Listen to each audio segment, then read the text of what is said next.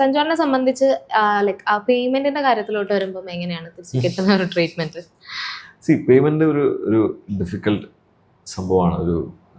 നമുക്ക് അത് ഡിമാൻഡ് ചെയ്യാനും അത് വാങ്ങിച്ചെടുക്കാനും അതൊരു പക്ഷേ ചിലപ്പോൾ മലയാളത്തിൽ ഇപ്പോഴും അതിനൊരു ഒരു ഒരു പ്രൊഫഷണൽ ഒരു സിസ്റ്റം ഇതുവരെ ഉണ്ടായിട്ടുണ്ടാവണമെന്നില്ല. സോ ഇതെപ്പോഴും ഇപ്പോഴും അതായത് നമ്മൾ പണ്ട് ഇപ്പം നമ്മൾ ചിലപ്പോൾ ബോംബെയിലൊക്കെ പോകുമ്പോൾ നമ്മൾ വഴിയോരത്ത് നിന്നും നമ്മൾ സാധനങ്ങൾ വാങ്ങിക്കുമ്പോൾ അവൻ 10 പറയുമ്പോൾ ഞാൻ 5 പറയും, അല്ലെ 2 പറയും. അവിടെ നിന്ന് വിലപേശിയാണ് വാങ്ങിക്കുന്നത്. പക്ഷേ ഒരു മോളിൽ പോയി കഴിഞ്ഞാൽ നമ്മൾ വിലപേശില്ല, ലുലു മോളിൽ പോയി നമ്മൾ വിലപേശില്ല, അവരെഴുതി വെച്ചേക്കുന്ന പ്രൈസിന് വാങ്ങിച്ചിട്ട് വരും. ഇങ്ങനെയൊക്കെയാണ് സംഭവം നടക്കുന്നത്. പക്ഷേ സിനിമയിൽ ഇപ്പോഴും നമ്മൾ പഴയ ചന്തയിൽ പോയി സാധനം വാങ്ങിക്കുന്ന അവസ്ഥ ഇപ്പോഴും നിലനിൽക്കുന്നുണ്ട്.